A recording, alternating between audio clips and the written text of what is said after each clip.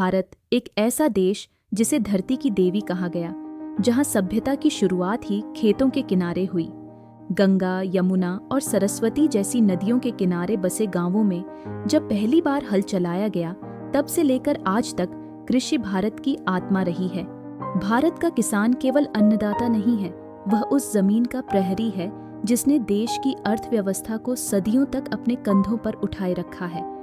आज जब हम भारतीय कृषि अर्थव्यवस्था की बात करते हैं, तो हमें केवल खेत, फसल और किसान नहीं देखना होता, हमें देखनी होती है वो व्यवस्था, वो इतिहास, वो संघर्ष और वो उम्मीदें जो हर फसल के साथ जुड़ी होती हैं। सन 1947 जब देश ने स्वतंत्रता पाई, तब कृषि पर देश की 70% से अधिक जनसंख्या निर्भर थी। उस समय की अर्थव्यवस्था मुख्यतः कृषि प्रधान थी और औद्योगिक विकास की रफ्तार बहुत धीमी थी। किसानों के पास सीमित संसाधन थे, न सिंचाई की सुविधाएं, न खाद, न बीज और न ही तकनीकी ज्ञान। फिर भी किसान मेहनत करता था, मिट्टी से सोना निकालता था और पूरे देश को भोजन देता था। लेकिन मौसम की मार, बाढ़, सूखा और बाजार की अनिश्चितता उसके साथ हमेशा रहती थी। उस दौर में एक छोटा किसान सुबह 4 बजे उठकर खेत की मिट्टी छूता था। उसके रंग और नमी से यह अंदाजा लगाता था कि आज हल चलेगा या इंतजार करना होगा। कई बार वह बिना नाश्ते के निकलता था, क्योंकि घर में खाने के लिए कुछ भी नहीं होता था। सिर्फ उम्मीद होती थी कि अगली फसल शायद हालात बदल दे। भारत की अर्थव्यवस्था उस समय पूरी तरह से मानसून पर निर्भर थी। अगर मानसून अच्छा रहा तो फसलें लहलहाईं, बाजारों में चहल पहल हुई और गांवों में त्योहारों की रौनक लौटी। लेकिन अगर बारिश ने साथ नहीं दिया तो वही गांव सूने पड़ जाते, कर्ज बढ़ जाता और किसान टूट जाता। यह चक्र सालों तक चलता रहा। बुआई, फसल, कटाई, बाजार और फिर से कर्ज। 1960 के दशक में जब देश ने लगातार 2 सूखे देखे, तो सरकार को एहसास हुआ कि कृषि को आत्मनिर्भर बनाना होगा। यहीं से शुरुआत हुई भारत की हरित क्रांति की, एक ऐसा आंदोलन जिसने भारतीय कृषि की दिशा और दशा दोनों को बदल दिया। हरित क्रांति के पीछे एक सपना था, ऐसा भारत जहां कोई भूखा न सोए। डॉ. M.S. स्वामीनाथन जैसे वैज्ञानिकों ने उन्नत बीजों का विकास किया, सिंचाई के आधुनिक तरीके लाए गए और रासायनिक खादों का इस्तेमाल शुरू हुआ। सरकार ने न्यूनतम समर्थन मूल्य यानी MSP की योजना लागू की, ताकि किसानों को उनकी उपज की वाजिब कीमत मिल सके। कृषि को एक रणनीतिक क्षेत्र के रूप में देखा जाने लगा और किसानों के लिए विशेष योजनाएं बनाई गईं। फसल बीमा, ग्रामीण बैंकिंग और सहकारी समितियों के माध्यम से कृषि को नई मजबूती मिली। लेकिन यह भी सच है कि हरित क्रांति का लाभ केवल कुछ राज्यों जैसे पंजाब, हरियाणा और पश्चिमी उत्तर प्रदेश तक ही सीमित रहा। देश के बाकी हिस्से अभी भी पारंपरिक खेती और सीमित संसाधनों के भरोसे थे। इसके बावजूद हर किसान के मन में एक बात स्पष्ट थी, मेहनत रंग लाएगी। वह अपने बच्चों को खेतों से निकालकर स्कूल भेजना चाहता था, ताकि अगली पीढ़ी खेतों की मिट्टी से ऊपर उठ सके। लेकिन इस सपने की राह आसान नहीं थी। बढ़ती जनसंख्या, घटती जोत और प्राकृतिक आपदाओं ने किसानों की चुनौतियों को और बढ़ा दिया। कई छोटे किसान अपनी जमीन बेचने पर मजबूर हुए और शहरों की ओर पलायन करने लगे। इससे ग्रामीण अर्थव्यवस्था पर गहरा असर पड़ा।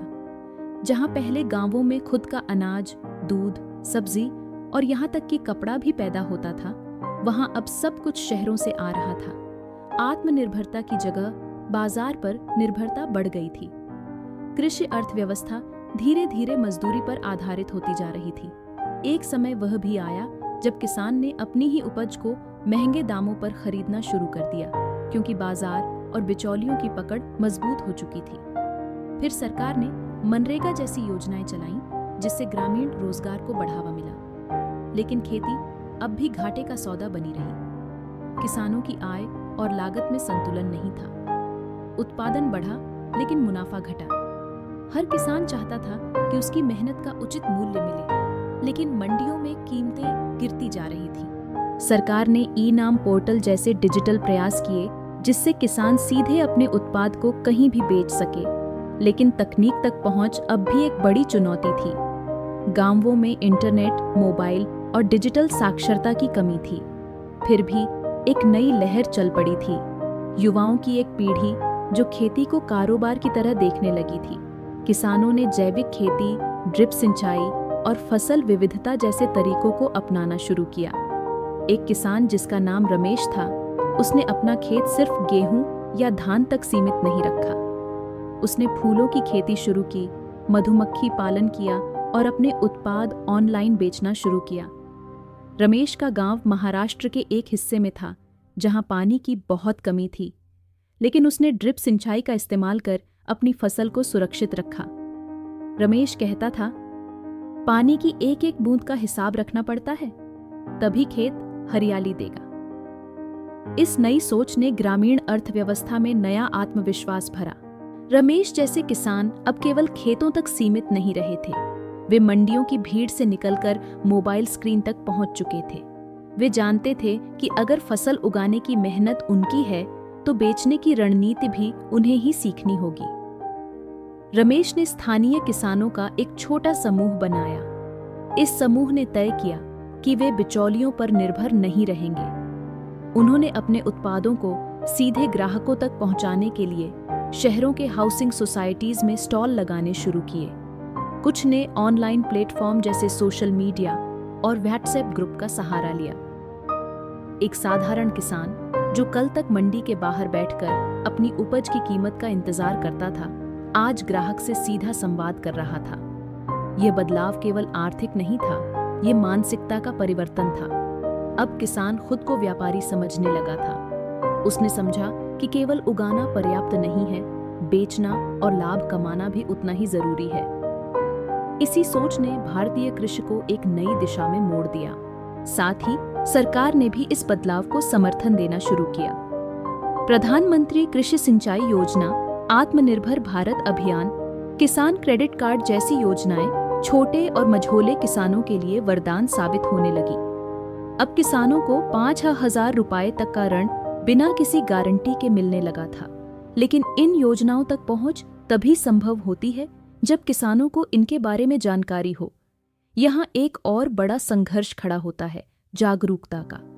देश के कई इलाकों में आज भी किसान योजनाओं, स्कीम्स और तकनीकों से अनजान हैं। यहाँ शिक्षा की भूमिका सामने आती है। कुछ युवा जो शहरों में पढ़ाई कर चुके थे, उन्होंने गांव लौटकर खेती को आधुनिक तरीके से अपनाया। उन्होंने न केवल अपने खेतों को बदला, बल्कि दूसरों को भी डिजिटल और स्मार्ट खेती की ओर प्रेरित किया। एक उदाहरण बिहार के वैशाली जिले का है, जहां एक युवा किसान पंकज ने अपने इलाके में मिट्टी परीक्षण केंद्र की शुरुआत की। वह हर खेत की मिट्टी का परीक्षण करता, उसकी उर्वरता के अनुसार उर्वरक और फसल की सलाह देता।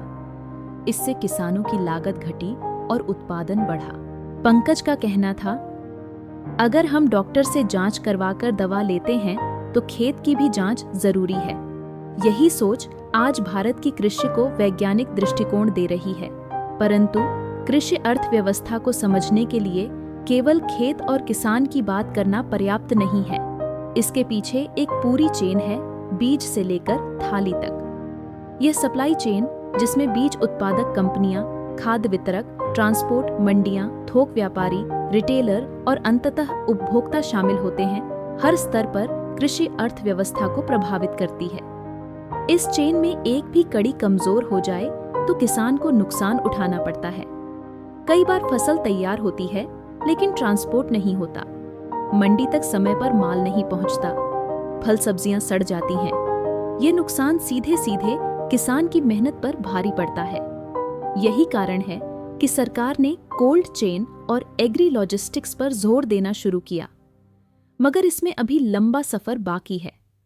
भारत में उत्पाद के खराब होने की दर आज भी 30% से अधिक है, खासकर फल और सब्जियों में। अब एक नई संभावना सामने आई, कृषि स्टार्टअप्स की। युवा उद्यमियों ने तकनीक के सहारे खेत और ग्राहक के बीच की दूरी को घटाना शुरू किया। कहीं ड्रोन से कीटनाशक छिड़काव किया जा रहा है, तो कहीं मोबाइल ऐप से बीज की क्वालिटी और मौसम की जानकारी दी जा रही है।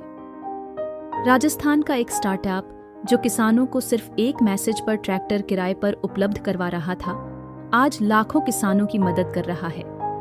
इसने उन किसानों की परेशानी हल की जिनके पास अपने संसाधन नहीं थे, लेकिन जरूरत के समय मशीन की आवश्यकता थी। मूल्यवर्धन यानी वैल्यू एडिशन पर भी अब जोर दिया जाने लगा। पहले किसान केवल टमाटर बेचता था, अब वह उसे सॉस बनाकर बेच रहा है। पहले गेहूं बेचा जाता था, अब आटा, पिसा हुआ मसाला, पापड़ और अचार के रूप में भेजा जाता है। इससे रोजगार भी बढ़ता है और आय भी।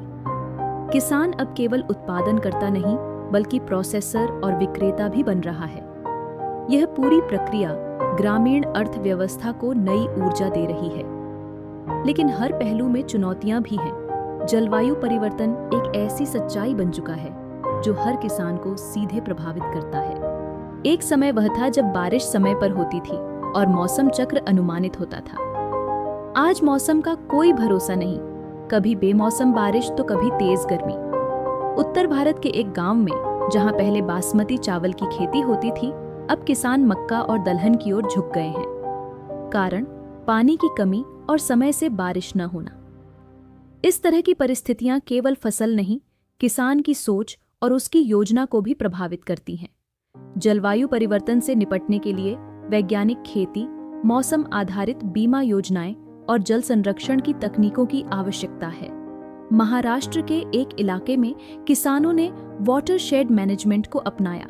उन्होंने गांव की नालियों और झीलों की सफाई कर पानी का संचय शुरू किया। 5 वर्षों में वहां का जलस्तर 6 फीट बढ़ गया और खेती की अवधि सिर्फ 3 महीने से बढ़कर 8 महीने हो गई। यह सामूहिक प्रयास ही असली बदलाव लाता है। यह बदलाव केवल सरकारी नीतियों से नहीं, जन सहभागिता और सामाजिक चेतना से भी आता है। जहां एक ओर खेती को तकनीकी रूप से सशक्त किया जा रहा है, वहीं दूसरी ओर परंपरागत ज्ञान का भी महत्व है। राजस्थान के कुछ किसानों ने अपने पुरखों के तरीके अपनाए, जैसे कम पानी में खेती और फसलों की ऐसी विविधता जिससे एक फसल दूसरी को सहारा दे सके। एक बुजुर्ग किसान ने कहा, हमारे पुरखे जो करते थे उसमें विज्ञान छुपा होता था, बस हमने उसे भुला दिया। भारतीय कृषि की यही विशेषता है। ये परंपरा और नवाचार का अद्भुत संगम है। भारतीय कृषि की सबसे गहरी परतों में से एक है उसकी सामाजिक संरचना। खेत केवल अनाज पैदा नहीं करते, वे परंपराएं, रिश्ते और पहचान भी गढ़ते हैं। एक किसान का खेत उसके नाम से जाना जाता है। गांव में किसी का नाम पूछो तो अक्सर जवाब मिलेगा, वो जो पूरब वाली जमीन जोतता है। यही जुड़ाव, यही अपनापन कृषि को एक व्यवसाय से बढ़कर एक जीवन शैली बनाता है। लेकिन इसी सामाजिक ढांचे में एक बड़ी खामोश परत भी है, वह है महिलाओं की भूमिका। भारत में 60% से अधिक कृषि श्रमिक महिलाएं हैं, परंतु उन्हें किसान का दर्जा तक नहीं मिला। वे खेत जोतती हैं, बीज बोती हैं, कटाई करती हैं और पशुपालन तक संभालती हैं, लेकिन भूमि के मालिकाना हक, बैंक ऋण या सरकारी योजनाओं में उनका नाम अक्सर गायब होता है। बिहार की सीमा देवी ने अपने पति की मृत्यु के बाद अकेले खेत संभाला। उसने गांव के बाकी महिलाओं को साथ लेकर सामूहिक खेती शुरू की। वे सब मिलकर जैविक खेती करती, फसल बेचती और लाभ साझा करती। सीमा कहती थी, हमने साबित किया कि खेत मर्द की जागीर नहीं, महिला की मेहनत भी उतनी ही अहमियत रखती है। कृषि में महिलाओं की भागीदारी बढ़ाने के लिए आवश्यक है कि उन्हें अधिकार भी मिले, जमीन पर, निर्णय पर और मुनाफे पर। यही समावेशिता कृषि अर्थव्यवस्था को नई दिशा दे सकती है। अब अगर हम कृषि की संरचना पर लौटें, तो भारत में जोत की औसत सीमा लगातार घट रही है। छोटे और सीमांत किसानों की संख्या 46% से अधिक हो चुकी है, यानी अधिकतर किसान 1 हेक्टेयर से भी कम जमीन पर खेती करते हैं। ऐसे में मशीनीकरण, सिंचाई या भंडारण जैसी सुविधाएं उनके लिए मुश्किल हो जाती हैं। यहाँ पर फार्मर प्रोड्यूसर ऑर्गेनाइजेशन (FPO) का महत्व सामने आता है। ये संगठन किसानों को एकजुट कर सामूहिक उत्पादन, खरीद और विपणन की सुविधा प्रदान करते हैं। इससे न केवल लागत घटती है, बल्कि सौदेबाजी की ताकत भी बढ़ती है। मध्य प्रदेश के एक गांव में किसानों ने मिलकर एक FPO बनाया। उन्होंने बीज सामूहिक रूप से खरीदे, खेत की देखरेख में एक दूसरे की मदद की और उपज को मंडी में समूह के रूप में बेचा। उन्हें औसतन 20% अधिक मूल्य मिला। इसका सीधा असर गांव की आय, शिक्षा और स्वास्थ्य पर पड़ा। एफपीओ का मॉडल भारत के किसानों के लिए एक उम्मीद की किरण है, पर इसके लिए जरूरी है कि किसानों को प्रशिक्षित किया जाए ताकि वे व्यवस्थागत सोच को समझ सकें और टेक्नोलॉजी के साथ तालमेल बिठा सकें। जब बात टेक्नोलॉजी की आती है तो आज का दौर स्मार्ट एग्रीकल्चर का है। Mobile apps, drone mapping, artificial intelligence और सैटेलाइट डाटा जैसे संसाधन अब खेतों की स्थिति को पल पल ट्रैक करने में सक्षम हैं। पंजाब का हरप्रीत सिंह एक ऐसा किसान है जिसने अपने मोबाइल में एक ऐप डाउनलोड किया। वह अपने खेत की नमी, तापमान और पोषक तत्वों की जानकारी उसी से लेता है। उसने कहा, पहले मैं अंदाजे से खाद देता था, अब जरूरत के अनुसार। लागत घटी है और फसल भी अच्छी हुई है, लेकिन इस टेक्नोलॉजी की पहुंच अब भी शहरी सीमाओं में सिमटी है। ग्रामीण इलाकों में इंटरनेट कनेक्टिविटी, उपकरणों की उपलब्धता और डिजिटल साक्षरता अभी भी चुनौतियां बनी हुई हैं। इसके लिए सरकार और निजी कंपनियों दोनों को निवेश करना होगा, केवल मशीनों में नहीं, लोगों की समझ में। कृषि से जुड़ा एक और महत्वपूर्ण क्षेत्र है पशुपालन और डेयरी। भारत आज विश्व का सबसे बड़ा दूध उत्पादक देश है। यह उपलब्धि लाखों छोटे किसानों, विशेष रूप से महिलाओं की वजह से है, जो हर सुबह 4:30 पर उठकर गाय दूध का काम संभालती है। गुजरात की अमूल डेयरी क्रांति ने यह दिखाया कि कैसे एक सहकारी मॉडल न केवल किसानों की आय बढ़ा सकता है, बल्कि पूरे क्षेत्र की अर्थव्यवस्था को बदल सकता है। दूध, दही, घी, पनीर जैसे उत्पादों ने गांव से शहर तक एक ब्रिज बना दिया है। आज भारत के हर गांव में दूध संग्रह केंद्र हैं। महिलाएं सुबह दूध ले जाती हैं, वजन होता है और भुगतान उनके बैंक खाते में आता है। यह सिर्फ आर्थिक लेन देन नहीं, बल्कि आत्मसम्मान की प्राप्ति है। अब बात करते हैं बीमा की। मौसम की अनिश्चितता, कीट प्रकोप और प्राकृतिक आपदाओं के सामने किसान अक्सर असहाय महसूस करता है। ऐसे में फसल बीमा योजना एक बड़ी राहत बन सकती है, परंतु आज भी कई किसान इससे वंचित हैं, या फिर क्लेम प्रक्रिया इतनी जटिल है कि लाभ नहीं मिल पाता। छत्तीसगढ़ के एक गांव में जब तूफान आया और सारी फसल बर्बाद हो गई, तो रमाकांत नाम के किसान ने बीमा का क्लेम फॉर्म भरा, लेकिन महीनों बाद भी कोई जवाब नहीं आया। अंततः उसने साहूकार से 2,000 रुपए का कर्ज लिया और अगली फसल की बुआई की। इस तरह की घटनाएं दर्शाती हैं कि योजना बनाने से ज्यादा जरूरी है उसकी ईमानदार और तेज क्रियान्वयन। तभी किसान का भरोसा बनेगा। अंत में सबसे बड़ा सवाल आता है, किसान की आय। 2017 में सरकार ने लक्ष्य रखा कि 2022 तक किसानों की आय को 2 गुना किया जाएगा। यह लक्ष्य प्रेरणादायक था, पर चुनौतीपूर्ण भी। किसान की आय बढ़ाने के लिए जरूरी है कि उसकी लागत घटे, उत्पादकता बढ़े और उसे अपनी उपज का सही मूल्य मिले। इसके लिए केवल अनुदान और ऋण पर्याप्त नहीं है। जरूरत है बुनियादी ढांचे, शिक्षा, विपणन और नीति के तालमेल की। आज जब एक युवा किसान अपने खेत में स्मार्टफोन के कैमरे से वीडियो बनाता है और उसे YouTube पर अपलोड करता है, तो वह केवल जानकारी नहीं साझा करता, वह एक आंदोलन का हिस्सा बनता है। ऐसा आंदोलन जो किसान को आत्मनिर्भर, सशक्त और सम्मानित बनाना चाहता है। कृषि केवल भोजन उत्पादन नहीं, ये संस्कृति है, सभ्यता है और भारत की आत्मा है। इसे बचाना, सशक्त करना और आगे बढ़ाना हम सबका दायित्व है। भारतीय कृषि की चर्चा तब तक अधूरी है जब तक हम उसकी सबसे बड़ी परीक्षा की बात न करें, किसान आत्महत्या। ये वह सच्चाई है जो इस समूची अर्थव्यवस्था के भीतर छुपे उस दर्द को उजागर करती है, जिसे अक्सर आंकड़ों और नीतियों के नीचे दबा दिया जाता है। पिछले कुछ दशकों में हजारों किसानों ने आत्महत्या की। कारण अलग अलग थे, सूखा, कर्ज, फसल का नुकसान, बाजार में गिरती कीमतें या फिर बैंक का नोटिस। पर मूल में एक ही पीड़ा थी, मेहनत का मूल्य न मिलना और भविष्य की उम्मीद का टूटना। महाराष्ट्र के विदर्भ क्षेत्र में एक किसान सुरेश ने अपने खेत में कीटनाशक पी लिया था। उसकी पत्नी मीना ने बताया कि फसल पूरी तरह नष्ट हो चुकी थी। बैंक से लिया गया 7,000 रुपए का कर्ज चुकाने की कोई उम्मीद नहीं बची थी। गांव वालों ने कंधा दिया, लेकिन सरकार की ओर से राहत की प्रक्रिया महीनों तक फाइलों में उलझी रही। यह घटना कोई अपवाद नहीं, बल्कि एक पैटर्न बन चुकी है। इसलिए आत्महत्या के बाद राहत से ज्यादा जरूरी है आत्महत्या से पहले की रोकथाम। इसके लिए चाहिए समय पर आरण माफी, फसल बीमा की गारंटी, मानसिक स्वास्थ्य पर ध्यान और खेती को स्थायी बनाने वाली नीति। अब बात करते हैं उस भविष्य की जिसकी ओर भारतीय कृषि बढ़ रही है। आज भारत के युवा खेती को एक करियर के रूप में देखने लगे हैं, न कि मजबूरी या परंपरा के रूप में। वे विज्ञान, तकनीक, मार्केटिंग और उद्यमिता को एक साथ जोड़कर कृषि में नई क्रांति ला रहे हैं। छत्तीसगढ़ के आदिवासी क्षेत्र में एक युवा आदित्य ने मिलेट्स यानी मोटे अनाजों पर काम शुरू किया। उसने देखा कि वहां के किसान सदियों से कोदो, कुटकी, रागी जैसी फसलें उगाते थे, जिन्हें बाजार में कोई पूछ नहीं रहा था। उसने इन फसलों को प्रोसेस कर पैकिंग की, ब्रांड बनाया और बड़े शहरों में स्वास्थ्य उत्पादों की तरह बेचना शुरू किया।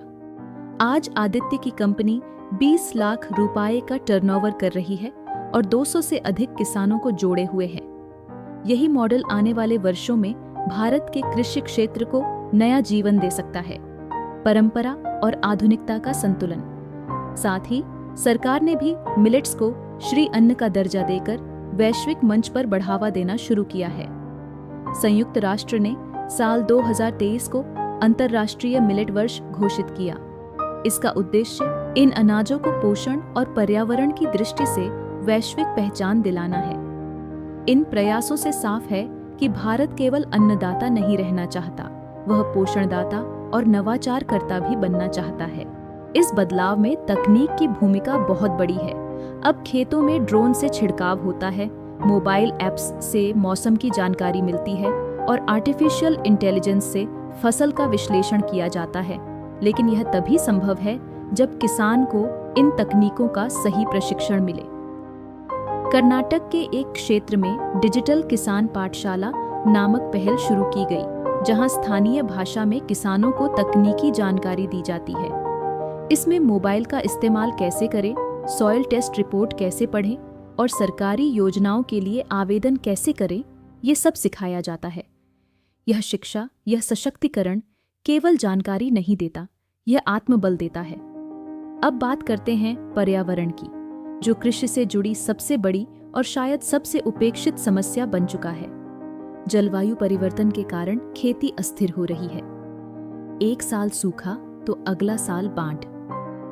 तापमान बढ़ने से गेहूं, धान, सरसों जैसी फसलों की उत्पादकता पर असर पड़ रहा है। जल संरक्षण, जैविक खेती और प्राकृतिक संसाधनों के जिम्मेदार इस्तेमाल की अब पहले से ज्यादा जरूरत है। पंजाब में कुछ किसानों ने अब पराली जलाने की बजाय उसे जैविक खाद में बदलना शुरू किया है। इससे मिट्टी की गुणवत्ता भी बढ़ी और प्रदूषण भी घटा। इसी तरह महाराष्ट्र के किसानों ने वर्षा जल संचयन के लिए फार्म पॉन्ड बनाए, छोटे तालाब जो बारिश के पानी को जमा करते हैं और गर्मियों में सिंचाई में काम आते हैं। ये छोटे छोटे कदम बड़े परिवर्तन की ओर ले जाते हैं। भविष्य की ओर देखते हुए अब भारत को क्लाइमेट स्मार्ट एग्रीकल्चर की ओर बढ़ना होगा। ऐसा मॉडल जो उत्पादन, लाभ, पर्यावरण और सामाजिक समावेश चारों को एक साथ साधे। इसी के साथ बात करनी होगी नीति की। कृषि नीति तभी सफल हो सकती है जब वह जमीन से जुड़ी हो, किसान की भाषा में हो और उसकी वास्तविक समस्याओं को समझकर बनाई जाए। केवल कागजों पर बनी योजनाएं, भाषणों में किए गए वादे और बैंकों में अटके फॉर्म, ये किसान के जीवन में कोई बदलाव नहीं लाते। जरूरी है कि नीति बने तो किसानों के साथ चर्चा कर, गांव के हालात समझकर और उस मिट्टी की बात सुनकर जो सालों से हर झटके को सहकर भी मुस्कुराना जानती है। कृषि केवल उत्पादन नहीं, यह संस्कृति है। ये उस हल की आवाज है जो सुबह के पहले उजाले में खेत की छाती चीरती है। यह उस बीज की आशा है जिसे बोने वाला जानता है कि वह मिट्टी में जाएगा, टूटेगा, तब जाकर अंकुर बनेगा। भारत का किसान केवल मिट्टी से जुड़ा नहीं, वह इस देश की आत्मा से जुड़ा है। उसकी मेहनत, उसकी आस्था और उसका विश्वास, यही वो स्तंभ हैं जिन पर देश की असली अर्थव्यवस्था खड़ी है। और अब समय आ गया है कि हम उस स्तंभ को केवल सहारा न दें, बल्कि उसे ताकत दें, ज्ञान से, तकनीक से, नीतियों से और सबसे ज्यादा सम्मान से। क्योंकि जब एक किसान मुस्कुराता है, तब भारत खिलखिलाता है।